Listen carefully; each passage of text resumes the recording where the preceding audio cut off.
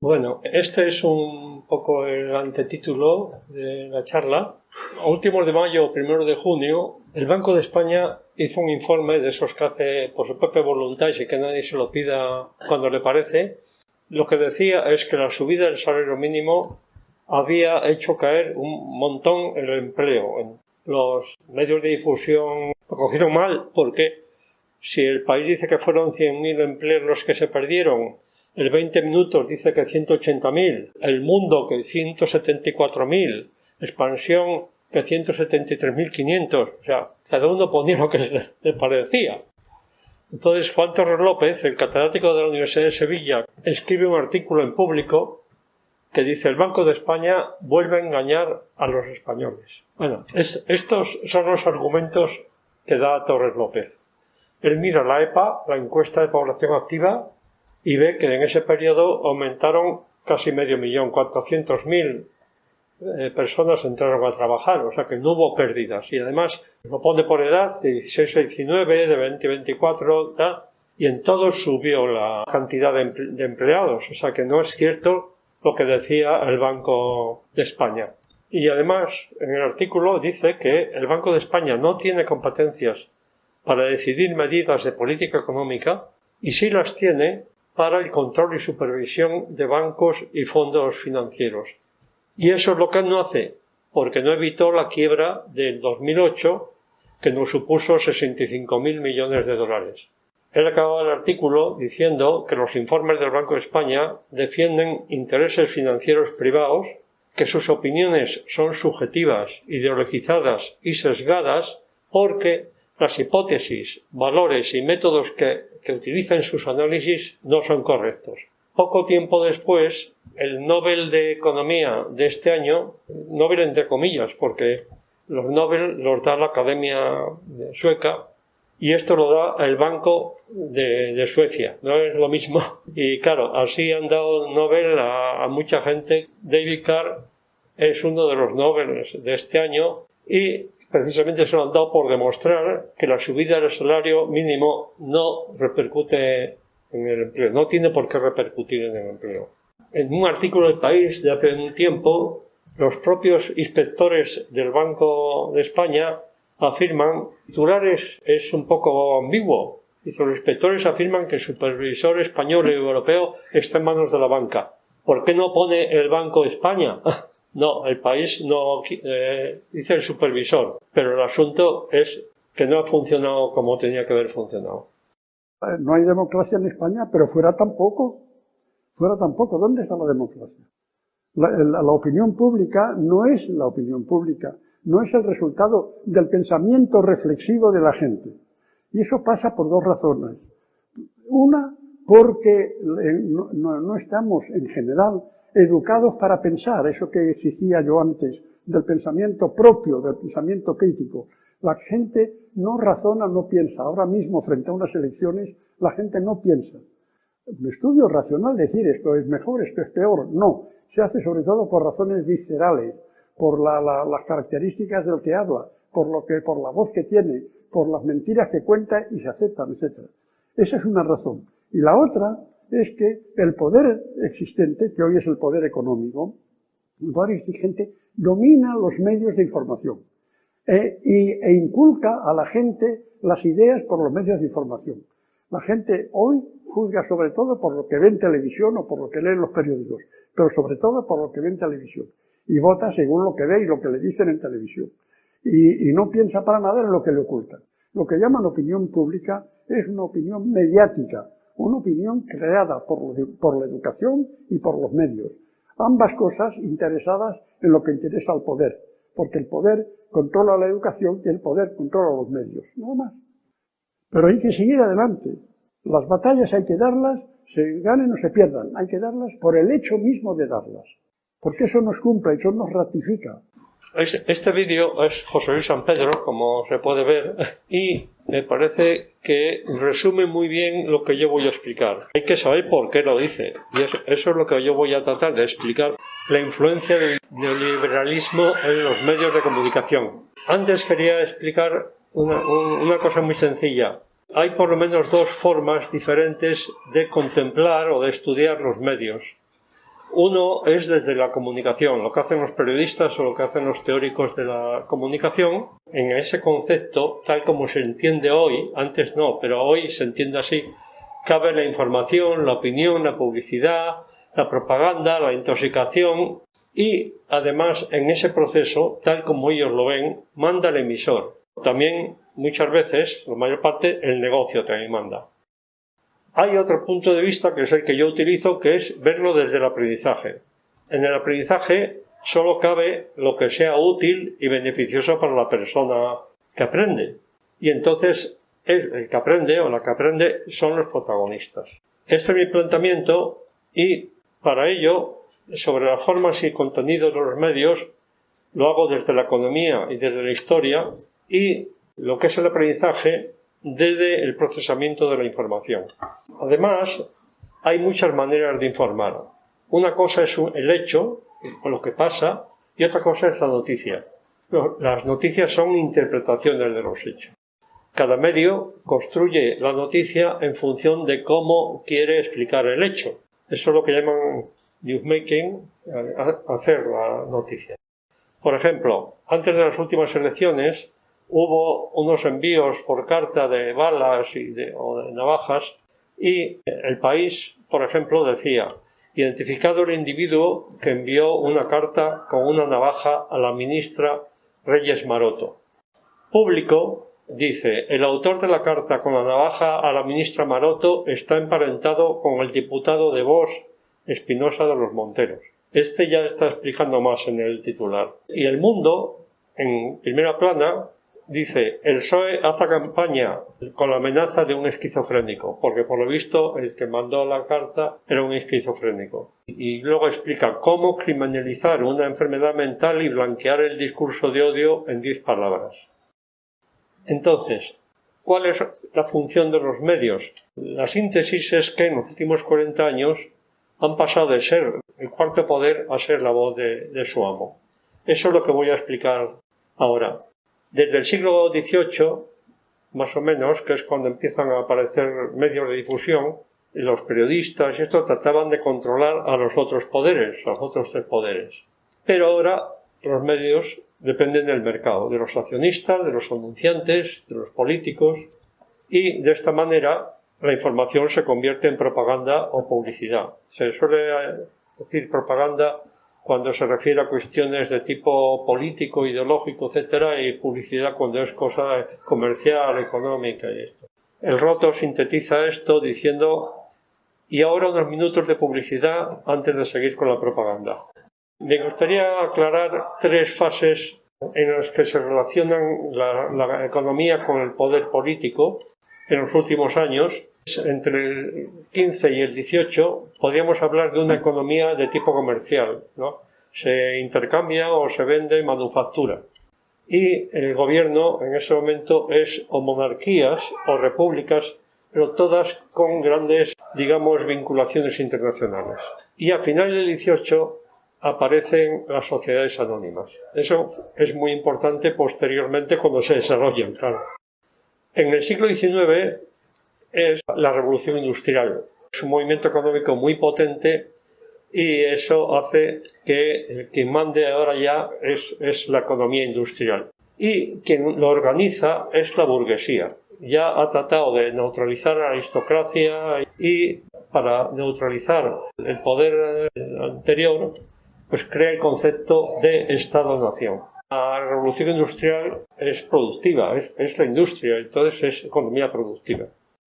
En los siglos XX y XXI, el que manda, sobre todo a partir de la Segunda Guerra Mundial, del 45, es el sector financiero, porque las sociedades anónimas que nacieron en el 18 han ido entrando en todas las industrias y ahora pues mandan ellas. Y entonces la economía hegemónica es la especulativa, no la productiva, como era en el 19.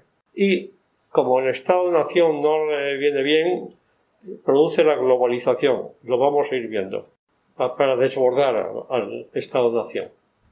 Entonces, lo que vemos es que cada sistema político-económico genera un modelo de medios de comunicación que le venga bien. Por ejemplo, Tras la Segunda Guerra Mundial, la derrota del fascismo impone la democracia. Ese periodo, algunas de sus características son la Guerra Fría, significa política de bloques, y la fortaleza de los partidos comunistas, porque sobre todo en Francia y en Italia habían participado muchísimo en la resistencia contra el fascismo. Ahora no estoy hablando de España, porque en España no había democracia, seguía la dictadura. Entonces, la respuesta del sistema político-económico a esa situación es la socialdemocracia en el mundo occidental como barrera al comunismo. Y el estado de bienestar, que en economía se suele decir los 30 gloriosos, los 30 años que van del 45 al 75. Aquí acabó la dictadura precisamente cuando acabaron los gloriosos. En ese tiempo lo que se produce es un auge del poder financiero y un lento declive del poder industrial. Y la respuesta mediática es que la democracia exige información, por lo tanto, los medios, cuarto poder. Pero en los años 70 empieza a haber algunos cambios. En los 50, el poder financiero se da cuenta de que la democracia perjudica el negocio. Viene mejor la dictadura porque así hace lo que les parece. Y con ese fin, en 1954 se crea el grupo de Bilderberg, que son los 130 más ricos. Se hace con ocasión de que el plan Marshall, que se había aplicado en Europa, estaba generando muchas protestas, porque claro, si el capital era americano, quería imponer las condiciones laborales americanas, y claro, en Europa siempre ha habido mejores condiciones laborales que en Estados Unidos, ¿no? Esto tiene su punto álgido en los años 60, en Francia, con el Mayo francés, que parece que fue un movimiento estudiantil, pero hubo primero un movimiento obrero y de paso salió el estudiantil. Eso está pasando ahora en Cádiz, que ayer mismo se han sumado los estudiantes al movimiento reivindicativo de los obreros. En el 73, Rockefeller, el banquero, crea la trilateral, que hoy lo llamamos Davos. Esa reunión misteriosa que hay ahí todos los años. Y desde los 50, en la Universidad de Chicago, se está diseñando un nuevo sistema económico, que es el neoliberalismo, y que se ensaya en los golpes militares de Chile y Uruguay en el 73 y de Argentina en el 76. Este señor es el creador de ese sistema. Por eso le dieron un Nobel el Banco de Suecia. Y según él, las únicas funciones del Estado deben ser protección de nuestras libertades contra los enemigos del exterior y los del interior, defender la ley y el orden, garantizar los contratos privados y crear el marco para mercados competitivos. Nosotros lo podríamos decir de otra manera. Cuando dice protección de nuestras libertades es más bien la de ellos, y por lo menos los mercados competitivos han desaparecido prácticamente. Ya estamos viendo los precios de la luz y de los combustibles, que precisamente es porque no hay competición. Se han formado oligopolios que dominan el mercado. Los principios del neoliberalismo podríamos decir que son, lo primero, la propiedad privada es sagrada, hay que debilitar el Estado para fortalecer al mercado. El Estado se debilita simplemente reduciendo los impuestos y reduciendo, digamos, sus áreas de actuación, sobre todo en el ámbito económico. De regular las áreas económicas y financieras, porque ellos dicen que el mercado se regula solo. Y, por supuesto, libre movimiento de capitales, no de personas. Juan Torres López a esto lo llama anarcoliberalismo. Marvin Harris, que es un antropólogo muy importante, vio que normalmente los antropólogos estudiaban sociedades antiguas. Y él pensó que por qué siempre miraban hacia atrás, que se podía mirar lo que había allí. Y él, como es americano, pues se dedicó a estudiar la sociedad americana en los años 70. Y en el 81 publica este libro, La cultura norteamericana contemporánea, y para que os hagáis una idea de qué va, os he puesto algunos de los títulos de los capítulos. ¿Por qué no funciona nada? ¿Por qué no atienden los empleados? ¿Por qué menguó el dólar? ¿Por qué hay pánico en las calles? ¿Por qué nos invaden los cultos? Los cultos se refieren a las sectas, no a la gente culta, ¿eh? por qué ha cambiado Norteamérica. Esto él ya lo ve en los 70 en Estados Unidos. En España, esta teoría ha conseguido que todos estos ministros del PSOE hayan pasado por las eléctricas, por las puertas giratorias, ¿no? Y estos del PP. Solo he puesto los ministros, porque claro, los secretarios de Estado, los directores generales, hay infinidad, ¿no? Este señor, Warren Buffett, magnate financiero, dice, hay una guerra de clases, de acuerdo, pero es la mía, la de los ricos, la que está haciendo la guerra, y la estamos ganando. Entonces, la guerra de los ricos contra los pobres se basa en eso, en la teoría neoliberal, que lo que hace es que el poder económico compra el poder político y el poder judicial. No quiere decir que compre a todos los jueces, pero por lo menos los tribunales más importantes, esos están controlados. Y hay una frase, que la corrupción es intrínseca al sistema. Yo esto se lo he oído a Esperanza Aguirre. No creo que fuera de ella, pero por lo menos yo creo que en esto acertó bastante. Porque el Fondo Monetario Internacional calcula que cada año a nivel global se invierten entre $1,5 billones, con B, y $2 billones en sobornos. Hay otra cosa que ahora está de moda, que es consecuencia de la compra del Poder Judicial. El lawfare, la guerra con la justicia. Estamos viendo al Vox y al PP que todo lo que no les gusta, se lo echan a los tribunales. Es la justicia y los medios como arma contra la democracia, porque ahora, si eso no trascendiera, no tendría mayor importancia. Eso lo que produce es un deterioro gradual de la democracia. El ciudadano pierde sus derechos y se convierte en consumidor. Se privatizan bienes y servicios públicos. Los trabajadores se despersonalizan. El sistema neoliberal los llama recursos humanos y lo acompaña con precariedad laboral, económica y social. Se produce el deterioro de los servicios públicos fundamentales porque se privatizan, se encarecen y además se deterioran. Sanidad, vivienda, educación, pensiones, transporte. Y aumenta el gasto militar y disminuye el gasto social. No sé si sabéis, en el límite de déficit que nos impone la Unión Europea, no se contabiliza el gasto militar. No entra en eso. Por ahí se puede gastar lo que se quiera. Sí entra el gasto social, claro. Esto, lo estamos viendo, produce un aumento progresivo de la desigualdad y de la pobreza. Esta foto es de ayer. Este señor, no sé si lo veis bien, lleva en la mascarilla, pone no más precariedad. Ese es el resumen de lo que está pasando en Cádiz. Entonces lo que vemos es que el sistema político-económico neoliberal es perverso porque es inhumano, porque pone el negocio por encima de las necesidades humanas, especula con las necesidades básicas. En vivienda lo que produce es desahucios, gente sin casa y casas sin gente, colas del hambre en los países más desarrollados. En Norteamérica es donde más hay. Pero también va contra la vida, porque en el momento que toma la enfermedad como negocio, empieza a fallar. La precariedad está disminuyendo la esperanza de vida. En grandes ciudades como Madrid o Barcelona ya se ve cómo hay barrios que tienen más esperanza de vida que otros en función del medio socioeconómico. El aumento de suicidios que los medios de comunicación ocultan. Está habiendo en este momento una plataforma para empujar a que eso se haga público, para que se pueda ayudar a los que se quieren suicidar.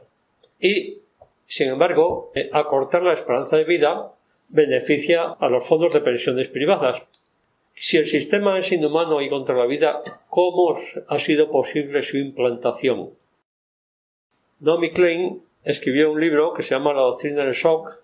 Como su marido es cineasta, también hizo un documental que está en internet, doblado a varios idiomas, y en el Centro Dramático Nacional este año y el anterior han estado poniendo más o menos lo que del libro en dos espectáculos teatrales, o sea que es bastante conocido. Lo que ella dice es que primero se crea o se aprovecha un shock, que puede ser un golpe militar, una crisis económica, una catástrofe natural, una pandemia, por ejemplo, Y con las masas aterrorizadas se aplican medidas que no serían aceptables de otra manera. De esta manera, el neoliberalismo lleva a la dictadura. Por algo se ensayó en Chile y en Argentina con los regímenes militares, ¿no? Estos son ejemplos de cómo se ha introducido de sitios donde el neoliberalismo ha entrado de esta manera. Este sistema es antidemocrático porque pone el mercado por encima del Estado, por la desregulación, por la bajada de los impuestos, etc. Pero, además, crea espacios libres de democracia. Por ejemplo, la Unión Europea. En la Unión Europea nosotros solo votamos a los parlamentarios, pero los parlamentarios ni siquiera intervienen en todas las leyes y normas que da la Unión Europea.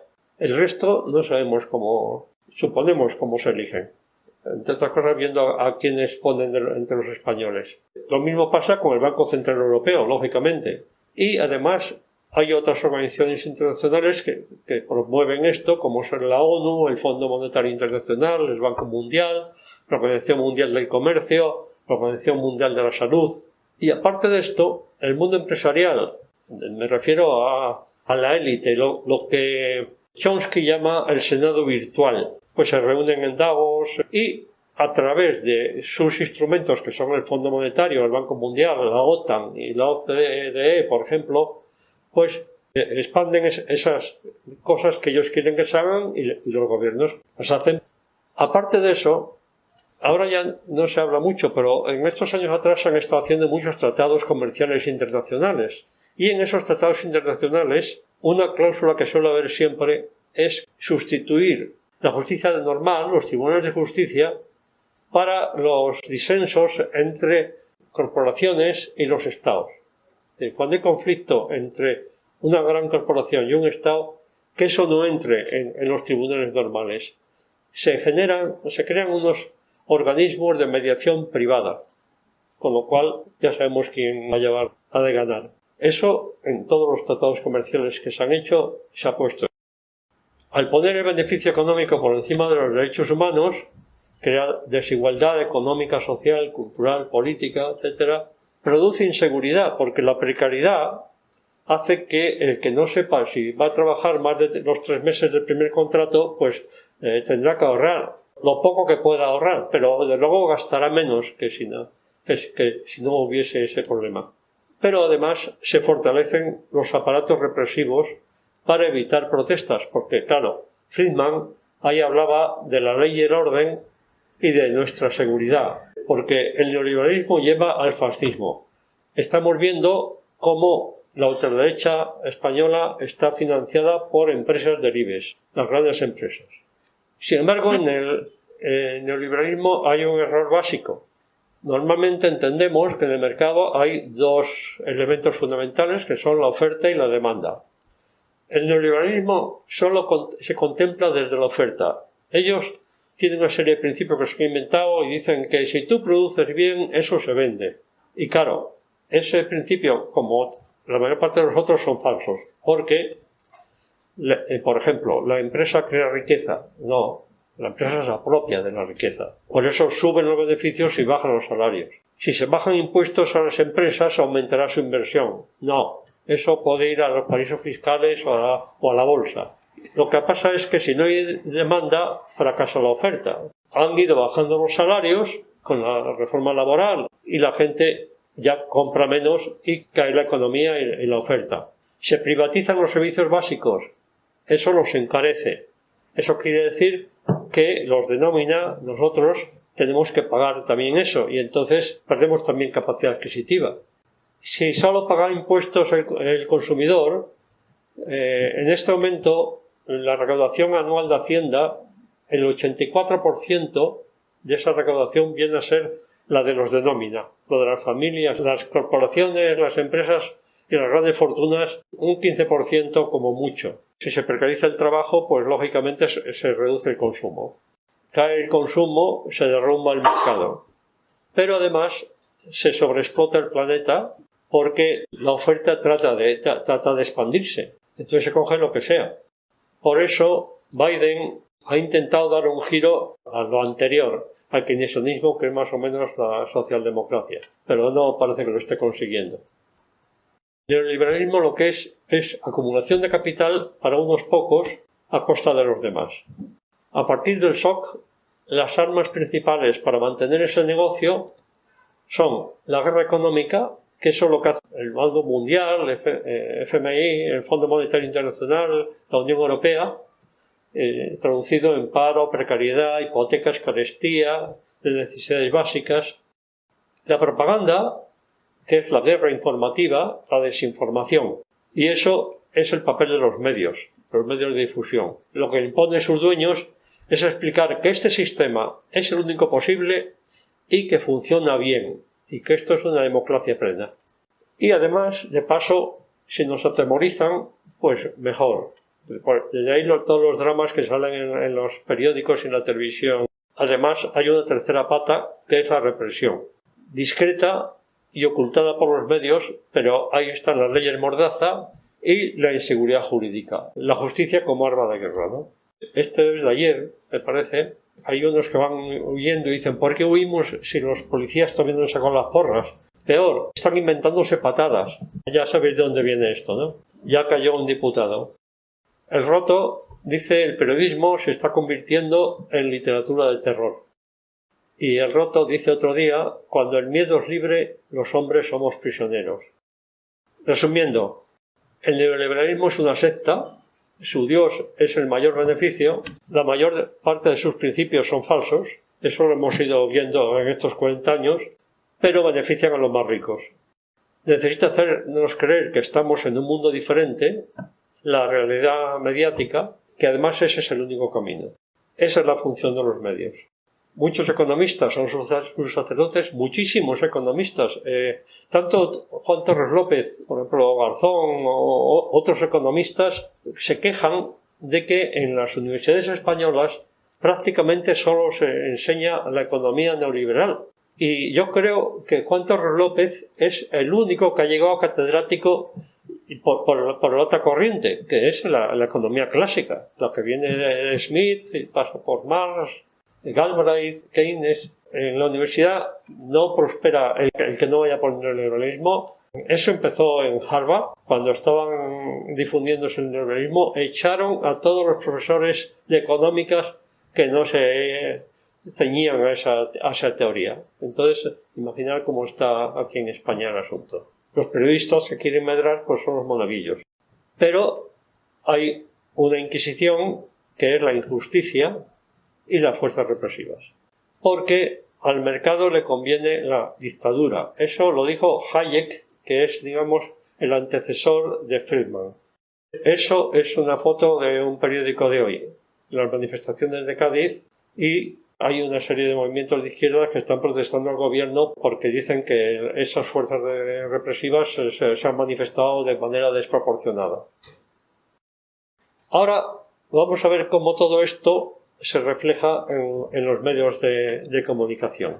En los 80 se produce la globalización económica y entre los 80 y los 90 los grandes medios de comunicación tratan de globalizarse. Eso tiene unas consecuencias que son, por un lado, la universalización de sus productos. Tienen que tratar de que lo que producen se venda, si no en todo el mundo, en lo más posible. Pero esa transformación empresarial tiene un alto precio económico.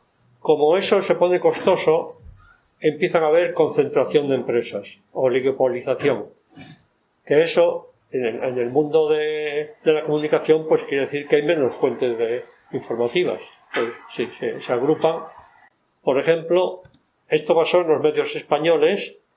En el 92, A3 Media se fusiona con Grupo Z, el de Interview, y ahí entran Telefónica y el Banco Santander. Grupo Planeta como mayor accionista se fusionan con La Sexta.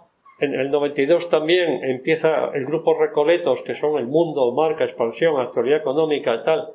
Y a pesar de eso, en el 2013 tienen una deuda de 600 millones.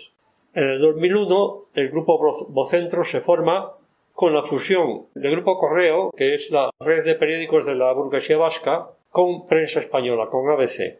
Y 10 años más tarde siguen teniendo 122 millones de deuda. En el 2010 Telecinco compra la 4 y la 7. Telecinco es dinero italiano, la banca Berlusconi.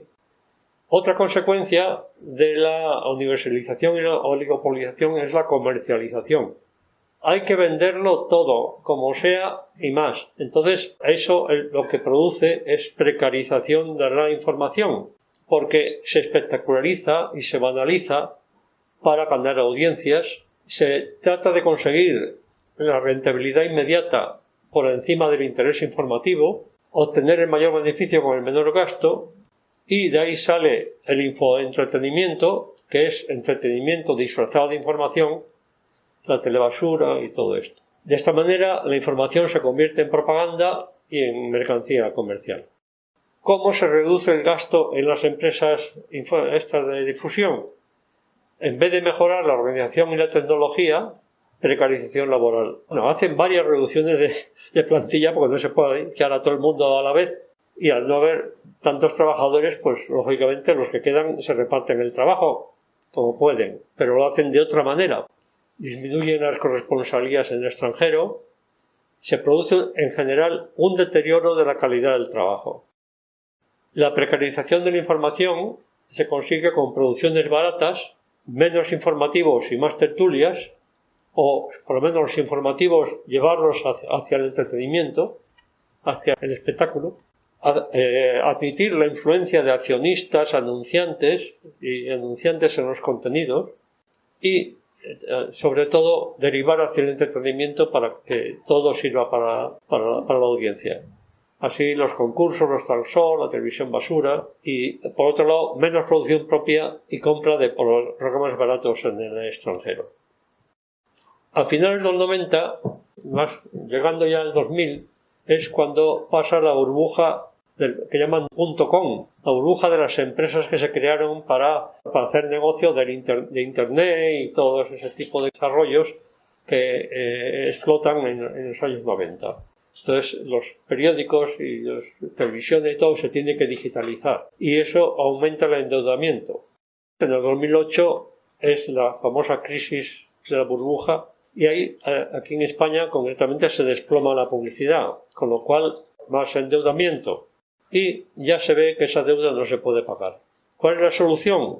Pues que bancos, fondos de inversión, grandes corporaciones que eran los que tenían esa deuda, la canjean por acciones. Entonces se hacen con el control de los medios. Por eso, de ahí viene todo el asunto de los bulos y las mentiras. Por ejemplo, en Estados Unidos, los dos mayores medios de comunicación, el Washington Post y el New York Times, el dueño prácticamente del Washington Post es Jeff Bezos, el de Amazon, y el del New York Times, Carlos Slim. Carlos Slim tiene también acciones en El País. Luego veremos más sobre él. En El País, los mayores accionistas son un fondo americano, Telefónica o un grupo francés, Carlos Slim. En El Mundo, la banca italiana. En el ABC, BBVA, Banco Santander, un banco noruego. En La Razón, el Grupo Planeta, el Banco Santander, CaixaBank, el Banco Sabadell. Todos los grandes diarios españoles están endeudados. Bueno, pues como consecuencia de todo eso es por lo que los medios se han convertido en medios de propaganda.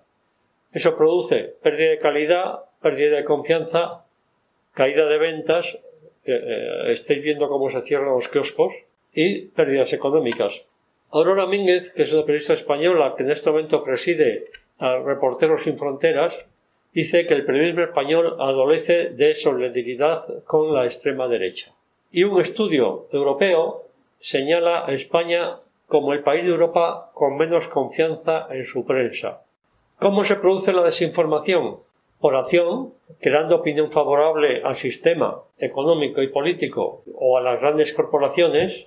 Por ejemplo, el Instituto Elcano es un instituto privado que reúne expertos de todo tipo, pero de una ideología más bien tirando a la derecha, porque los que financian este instituto son las empresas del IBEX. Y, por ejemplo, El País saca esta noticia, que dice: el Instituto Elcano advierte de que las diferencias en el gobierno dañan la imagen exterior de España. La letra pequeña dice: el centro critica que Podemos se alineara con la autoritaria Rusia para cuestionar la calidad de la democracia española. El asunto es que el presidente del Instituto Elcano es el rey, la vicepresidenta es María Dolores de Cospedal y los que ponen la pasta son las grandes empresas del IBEX. El Instituto Elcano lo veréis en todos los medios de comunicación como los expertos más importantes. Hay otro tipo de desinformación que es, seguimos con la nación. La primera es la que he dicho, el sesgo informativo. Por El País, esto es un artículo del País del defensor del lector, que reconoce que le están llegando cartas en las que se dice que los titulares no van con lo que dice el artículo. Yo tengo un blog y esto ya lo he puesto ahí un montón de veces. A veces dice los titulares lo contrario de lo que dice el artículo. Saben que mucha gente solo lee los titulares. Hay otros trucos. Por ejemplo, El País, cuando el golpe de Estado que le dieron a Chávez, al venezolano, aquí no se hablaba de golpe de Estado. Había una rebelión militar. Un corresponsal de allí manda unos artículos, 2 páginas del País. Solo en la segunda página, en la parte de abajo, acaba diciendo que puede ser un golpe de Estado. Aquí todos sabíamos que era un golpe de Estado, claro, que falló. Esta es una estrategia que el País lleva utilizando hace mucho tiempo. Ataque de políticos de izquierda o a empresas de la competencia, del mercado en general. Y periodistas que mienten a sabiendas, que podemos llamar ratas mediáticas. Por ejemplo, Villarejo le advirtió al BBVA de que los ataques que le hacía Inda desde su medio OK Diario se debían a que el BBVA no invertía suficientemente en publicidad, que si invertía más, pues ya dejarían de criticarlo. Esto no es nuevo. Hace como 20 años, os acordaréis, en la provincia de Toledo, en Seseña, estaban haciendo una inmensa urbanización que lo hacía uno que llamaban El Pocero, en un sitio que no había agua. El País hizo varios artículos criticando esto, pero un fin de semana aparece dentro del País una separata de 4 hojas a todo color explicando lo del Pocero, y ahí se acabó la crítica del País. Hay otro tipo de desinformación que es por ocultación, ¿no? Por ejemplo, ocultan las malas artes para conseguir los máximos beneficios. Temas de los que no se habla en los medios. Por ejemplo, que todos esos bancos, fondos, grandes empresas apenas pagan impuestos, la precariedad laboral y social, los abusos empresariales, de los recortes que hace el gobierno. Hay quien dice que hay más manipulación por lo que se oculta que por lo que se dice. Así es como se crea la realidad mediática. Otro problema, ya para ir terminando, es la formación de los periodistas. Periodismo y publicidad se estudian en la misma facultad. Las dos profesiones tienen una base común, que es la teoría de la comunicación, pero no deberían tener la misma ética, porque teóricamente la información va hacia la verdad y la publicidad normalmente va hacia la mentira. Pero si allí les enseñan a todo, pues mira, por algo será. Las grandes empresas tienen su propio departamento de propaganda que llaman de comunicación y pagan mejor a los periodistas, a los que trabajan con ellas, lo pagan mejor que los medios de comunicación, con lo cual los buenos estarán mejor ahí que en los periódicos. Es la explicación de por qué desconfiamos tanto de los medios de comunicación. Entonces, claro, muchos periodistas cambian de profesión. A finales de los 90, Kapuscinski escribió un libro titulado Los cínicos no sirven para este oficio. Pero en ese momento ya ni Kapuscinski ni Manuel Reguineche tenían su mejor momento. Porque el mercado no necesita periodismo, prefiere vendedores. Por eso los periódicos incluyen los artículos que le mandan las empresas tal cual y cobran por ello, como si fuera un anuncio normal. Claro.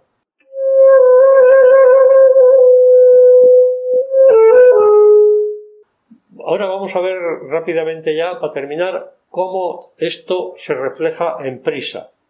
En el 2015 Amber, que es un fondo americano, el que lo gobierna es azerbaiyano, pero yo creo que nacido en Francia. Pues en el 2015 Prisa tiene una deuda de 3.000 millones. En el 17 ya solo pierde 1.000 millones. Pero Amber echa de la gerencia de Prisa a Juan Luis Cebrián, que era el que lo estaba manejando todo desde la muerte de don Jesús de Polanco, que llamaban a Jesús del Gran Poder, y pone a Manuel Polanco, que es un sobrino de Jesús del Gran Poder.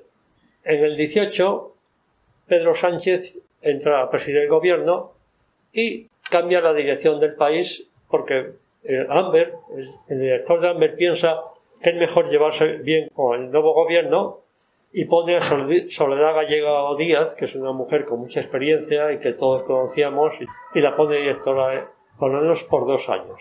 Hay como 2 grupos de grandes accionistas que ahora vamos a ver cuáles son. Por un lado está el de Amber, que es el que ha hecho esos cambios, pero ahora el otro grupo le hace una jugada rara, quita a Manuel Polanco y pone a Javier Monzón. Javier Monzón igual no suena mucho, pero en los años 80, cuando Felipe González era presidente, Javier Monzón era el presidente de Indra, que es una de las empresas de informática y armamento más importantes de España. Es la empresa que controla las elecciones. El sistema informático de las elecciones es de Indra. En ese momento, Indra era una empresa pública y Felipe González la empieza a privatizar. Ahí está de presidente Javier Monzón y le compra al hijo de Felipe González una empresa y le mete a él a trabajar con un contrato blindado. Javier Monzón acaba los 2 años de Soledad Gallego Díaz y no le renueva el contrato y mete a Javier Moreno, que ya había estado antes de director del país y era de la otra banda. En 2019 estos son los mayores accionistas. Amber, que tiene el 29,8% porque no quiere tener el 30%, porque si tiene el 30% tiene que hacer una OPA. Los otros están bastante abajo porque Telefónica 9,44%. El HSBC es Hong Kong Shanghai Bank Corporation, que es un banco británico que se creó en el siglo XVIII para gestionar los beneficios del opio. Y no sé si será por eso, pero este banco es el más penalizado de toda la banca mundial, el que más multas se le han puesto en todos los países. Ese es el tercer gran accionista, 9,10%. Rocandio es la familia Polanco, que ha ido perdiendo acciones porque con las crisis del periódico y sobre todo las televisiones del grupo Prisa, pues han tenido que ir ampliando capital. Y entonces, de esa manera, la familia ha perdido acciones y aún así habría que saber qué parte de ese 761 es del Banco Santander, porque seguramente son préstamos que le ha pedido el Banco Santander. El fondo catarí ni pincha ni corta en esto. Carlos Slim es dueño del New York Times, es muy importante financiero y tiene la Telefónica de México y para él trabaja a veces Felipe González. El Banco Santander teóricamente tiene el 4,14, pero es fácil que haya otros que estén también con el dinero del Banco Santander. Y Carlos Fernández es otro mexicano. Eso es en el 19, en septiembre del 19. Pero en enero del 21 ha desaparecido el HSBC. Le ha vendido sus acciones a Vivendi, un grupo de comunicación francés que es bastante socio de Amber. Con lo cual se desequilibra el sistema porque en este momento, teniendo en cuenta el anterior presidente de Telefónica, Alierta, intervino muchísimo en la economía y en la política. Prácticamente entre él y Emilio Botín manejaban el IBEX 35. Pero el que hay ahora no se ha querido meter en tanto follón político y ha preferido centrarse en la cosa profesional. Entre esos 3, Amber, Telefónica y Vivendi tienen el 48% de todas las acciones, mientras que el grupo del Banco Santander solo tiene el 20%. Por eso, en este momento, este nombramiento que hizo Javier Monzón y bueno, el propio nombramiento de Javier Monzón, el propio director de Amber se pone de presidente no ejecutivo del Prisa. y en el 21 el Consejo de Prisa le confirma. Por eso quita a Javier Moreno, al director, y lo ha cambiado este mismo año por Pepa Bueno. ¿Qué es lo que se juega aquí entre estos dos grupos de acciones? Pues se juegan muchas cosas, pero una que nos afecta es el Grupo del Banco Santander quiere un gobierno de coalición PSOE-PP. Ahí, en ese grupo, es donde está Felipe González, con el mexicano, y Felipe González acaba de salir del consejo editorial de Prisa, o sea que es fácil que Lord William le haya defenestrado. Entonces, el Grupo del Banco Santander prefiere la coalición PSOE-PP y el otro grupo, como tiene mayoría extranjera, prefiere estar a bien con el gobierno que haya. Ahora le viene bien esto, vamos, no le parece muy mal esto, luego si cambia pues mejor, pero bueno, se arregla así. En mis conclusiones, la gente no es tonta, pero está siendo muy desinformada. La pérdida de confianza en los medios alimenta las redes sociales que están manejados por los mismos o parecidos a los de los medios. Con esto perdemos todos y ganan unos pocos, los de siempre. La desinformación nos perjudica, eso que esté claro. La solución, esta es la pirámide que yo he diseñado de formación de la ciudadanía crítica. Abajo, la actitud crítica, que es una cosa personal, se tiene o se quiere tener o no se quiere, eso cada uno allá él. En el segundo, el derecho a la información de calidad, que es un derecho constitucional, es de los muchos derechos constitucionales que no se cumplen, entonces tendríamos que reivindicarlo en grupo, porque no vamos a ir cada uno a pedir que cambie la Constitución. Esto es digamos, sería una reclamación de tipo político, ¿no? En el medio está lo que yo considero que es lo más importante. Yo lo llamo criterio sobre la realidad. Es, de los temas candentes, tener buena información. Como eso no nos lo dan los medios, por eso hemos empezado a hacer estas charlas el año pasado en Vicálvaro y luego pasaron a Fuencarral también, y ahora han empezado también en la Prospe, y si aquí queréis seguir, pues estupendo. El criterio de la realidad es los temas fundamentales de cada momento, los temas candentes, digamos, explicados por expertos. El cuarto y quinto escalón, eso es la formación mediática, que es un poco lo que yo estoy haciendo. En el escalón cuarto estaría el funcionamiento de los medios, métodos para analizar la realidad y también para analizar los medios, para que cuando nosotros veamos una noticia podamos valorar un poco. Lo más importante es saber el motivo de la noticia, pero claro, también a veces si conocemos la propiedad de los medios y tal, sabemos qué intereses tienen.